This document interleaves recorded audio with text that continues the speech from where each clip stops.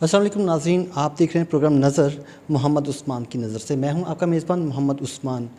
موجود ہوں اس ٹائم میں جڑا والا میں، جہاں پر ثانیہ پیش آیا تھا مسلم اور کرسچن کمیونٹی میں۔ اس حوالے سے میرے ساتھ موجود ہیں فیصلہ آباد سے S S P operational doctor Ahmed Khan صاحب۔ ان سے پوچھتے ہیں کہ یہ کیسے واقعہ پیش آیا اور اب تک اس کے کیا نتائج ہے۔ ڈاکٹر صاحب السلام علیکم، کیسے آپ؟ ٹھیک ہے، خیریت سے ہیں؟ جی الحمدللہ۔ ڈاکٹر صاحب بہت شکریہ ٹائم دینے کا۔ آپ یہ فرمائیے گا کہ کہاں ڈراپ سین پہنچا، کیسے اس کا آغاز کیا گیا؟ جی دیکھیں جی، 16 اگست کو یہ جو ثانیہ ہوا ہے، اس میں دو واقعات ہیں، ایک قرآن پاک کی بے حرمتی کا اور دوسرا جو اس کے ریئیکشن کے اندر جو جلاؤ گھراؤ اور جو ہمارے مسیح بھائیوں کی عبادت گاہوں پہ حملہ ہے، ان کے گھروں پہ حملہ ہے، جس کی پرزور مذمت کی جانی چاہیے دونوں واقعات کی۔ یہ واقعات ہوئے، اس کے بعد ایک جو پورا ریئیکشن آیا، لا اینڈ آرڈر کا پورا سیکوینس تھا ایک پورا، جس کے اندر جو ہے وہ پہلے دن کافی کلیشز ہوتے رہے اور وہاں پہ گرفتاریاں بھی ہوئیں۔ پھر ایف آئی آر درج ہوئیں اس دن ساری کی ساری۔ پہلی F I are 295C 295B کے اندر درج ہوئی 1258۔ اس کے بعد جو ہے 21 ایف آئی آر یہ جلاؤ گھراؤ اور جو حملے ہوئے چرچوں پہ یا جو مسیح بھائیوں کے گھروں پہ جو حملے ہوئے، تو وہاں پہ ان کی F I R 21 F I R درج کی گئیں۔ اس کے نتیجے میں ان کی انویسٹیگیشن کے لیے 10 GITs بنائی گئیں اور شفاف انویسٹیگیشن ہو، کوئی اس پہ اثر انداز نہ ہو، اس بات کا انتظام کیا گیا۔ اس سارے سلسلے کے اندر جو ہے پہلے والے کیس میں، جس کے اندر قرآن پاک کی بے حرمتی والا معاملہ ہے، تو اس میں 7 ملزمان گرفتار ہیں، اس میں مرکزی ملزم بھی گرفتار ہے، اور دوسرا جو مقدمہ ہے جس کے اندر جلاؤ گھراؤ کے 21 مقدمات ہیں، تو اس میں ہمارے پاس 170 سے زیادہ جو لوگ جو ہیں وہ فارملی گرفتار ہیں اور گرفتاریوں کا سلسلہ بھی جاری ہے۔ ڈاکٹر صاحب ایک بڑا امپورٹنٹ میرا آپ سے کوسچن ہے کہ اتنا بڑا ثانیہ ہوا، اتنا گراؤ جڑاؤ ہوا، اتنا تباہی مچائی گئی، لیکن اس میں کچھ جانی، اللہ کا شکر ہے کہ کچھ جانی نقصان نہیں ہوا۔ یہ کیسے نہیں ہوا، اس پہ کیا کہیں گے آپ؟ جی دیکھیں، پولیس کی ساری ایفرٹ پہلے وقت سے جب سے یہ کال چلی، اس پولیس کی ایفرٹ جو تھی وہ اس بات کا اس کا پہلا جو ہدف تھا وہ یہی تھا کہ کسی بھی قسم کی جانی نقصان نہ ہو، اور اس کے لیے جو ہے وہ سارے دن جو ہے وہ جتنی لڑائی ہوئی ساری کی ساری، ایویکویشن پروسیس تھا مسیح برادران کو نکالنے کا، اس کے بعد ان کو بچانے کا، اس کے بعد کلیش کے درمیان بھی پولیس نے جو ہے وہ اپروپریٹ فورس یوز کری تاکہ کسی طرف سے بھی کوئی جانی نقصان نہ ہو، کیونکہ جانی نقصان کی صورت کے اندر جو ہے شاید معاملات جو ہے وہ اس جگہ پہ امن کی صورت حال جو آج ہم کھڑے میں 20 دن بعد وہاں پہ نہیں ہوتے۔ سر جو اب اس ٹائم موجودہ صورتحال ہے، آپ نے میثاق سینٹر بنایا، وہ کس ایگزامپل کے تحت بنایا اور اس کا کیا مقصد تھا، اور اس کا آپ کو کیسا فیڈ بیک مل رہا ہے؟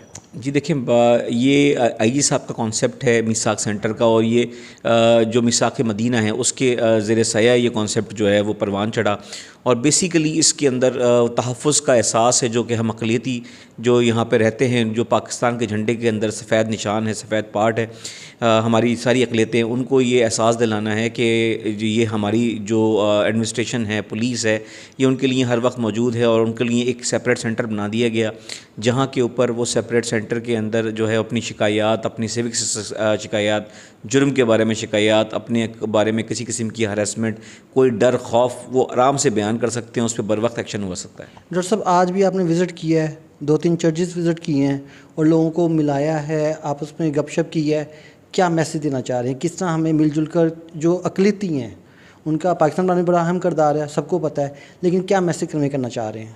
دیکھیں جی، میں اس واقعے کے حوالے سے میں بتاؤں کہ میں لوگوں کو بتاتا ہوں کہ اس سارے واقعے کے اندر نہ ہی کوئی مسیحی شامل ہے، جو کچھ سارا حادثہ ہوا، نہ ہی کوئی مسلمان شامل ہے، اس کے پیچھے یقیناً شیطان شامل ہے۔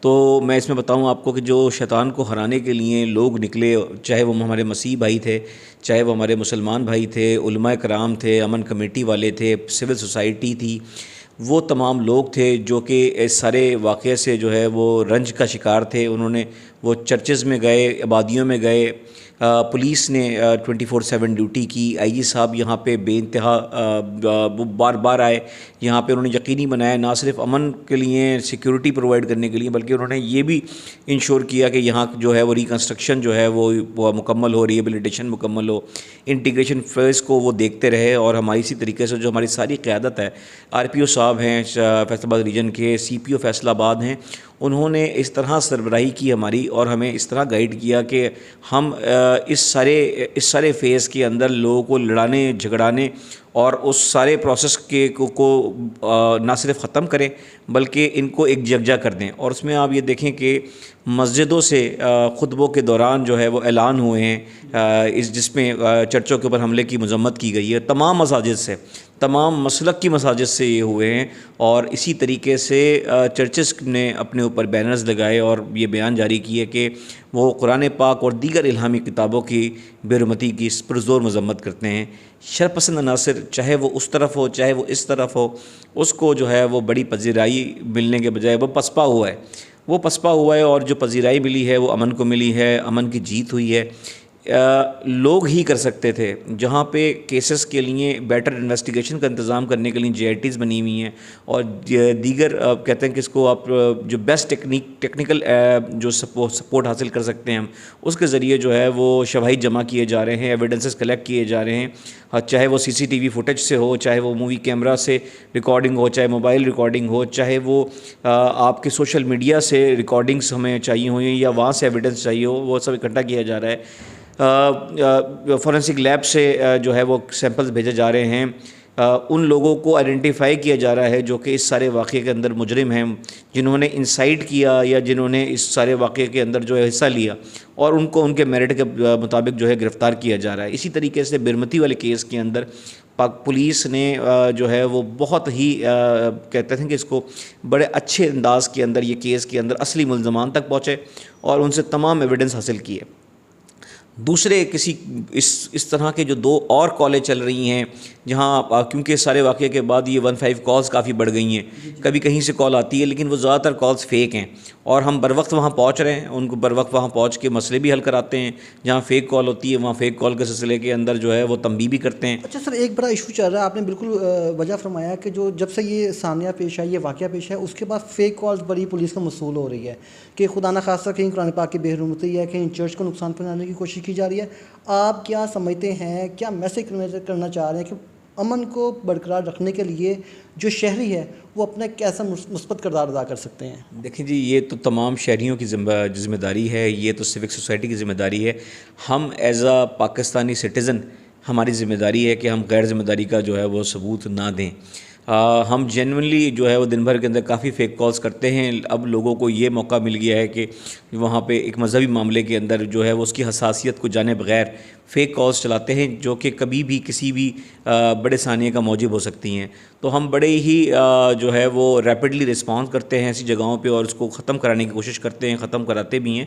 لیکن میری تمام شہریوں سے گزارش رہے گی کہ اس حساسیت کو جانیں کہ اس طرح کی کالز جو ہیں وہ ہمارے پاس ہمیں پھر دوبارہ کسی اور ثانیے کی طرف لے جا سکتی ہیں. بڑی احتیاط کریں, بڑی بردباری کا ثبوت دیں اور اس بات کا ثبوت دیں کہ پاکستان کو یکجا مل کے ساتھ رہنا ہے. اس کو جو ہے اس میں دراڑیں نہیں پڑنا چاہیے, اور ہم جو ہے وہ مل کر اپنی صفوں کے اندر اپنے درمیان جو شرپسند عناصر ہیں, جو دشمن ہیں, اس کو نکال کے باہر کھڑا کر سکتے ہیں. بالکل ٹھیک فرمایا آپ نے. بلکہ سر آپ کے علم میں ایک بات لے کے آنا چاہ رہا ہوں, آپ کے علم میں ہوگا بھی کہ تھانہ گلبرگ کے ایریا میں ایک چرچ ہے اور ایک مسجد ہے, ان دونوں کی دیوار سانجھی ہے, اکٹھی دیوار ہے. رائٹ سائڈ پر چرچ ہے اور سیکنڈ سائڈ پر مسجد ہے, لیکن مسجد کے ٹائم, نماز کے ٹائم وہ کبھی بھی جو کرسچن ہماری برادری ہے وہ کبھی بھی اپنی جو عبادات ہے اس کو کبھی بھی کوئی ایشو نہیں بنانے دیتے نا. اور وہاں کے بزرگ بتا رہے ہیں کہ 1965 سے اب تک یہاں پہ کوئی قسم کا ایشو نہیں بنا. میری آپ سے گزارش ہے آپ کبھی وہاں پہ وزٹ کریں ایک گڈ میسج کے لیے, تاکہ لوگ وہاں پر جائیں اور دیکھیں کہ کس ہم بھائی چارے کی فضا قائم کر سکتے ہیں. بہت شکریہ ڈاکٹر صاحب آپ کا ٹائم دینے کا. یہ ڈاکٹر صاحب سے بات کرتے ہوئے پتہ چلا کہ کہاں سے معاملہ شروع ہوا اور اس کا ڈراپ سین کیا ہوا ہے. جی